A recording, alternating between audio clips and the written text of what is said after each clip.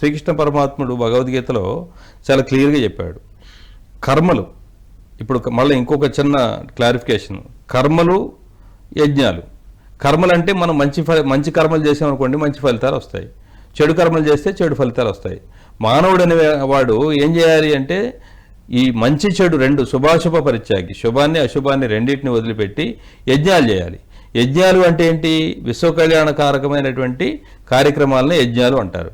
ఈ యజ్ఞం అనేది ఎందుకు అంటే మనకు హాస్టల్ మాస్టర్స్ అంటాం, లేదా దేవుళ్ళు 33 కోట్ల దేవతలు అంటాం.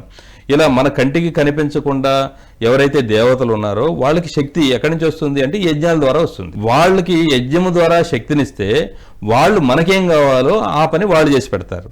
సో మనమేమో యజ్ఞాలు చేసి వాళ్ళకి శక్తిని ఇవ్వాలి. మనకు కంటికి కనిపించకుండా ఏవైతే ఆటంకాలు ఉన్నాయో ఆ ఆటంకాలన్నిటినీ కూడా వాళ్ళు తొలగించి మన పనికి సులభతరం చేసేటువంటి ఒక చర్యలు వాళ్ళు నిరంతరం మనల్ని కాపాడుతూ మనకంటే ముందే వాళ్ళు దీన్ని పాజిటివ్గా వర్క్ జరుగుతుందన్నమాట. కాబట్టి పరస్పర సహకారం, ఇది దేవతలకి మానవులకి పరస్పర సహకారం చేసేదానికోసమే ఈ యజ్ఞం అనేది ఉపయోగపడుతుంది.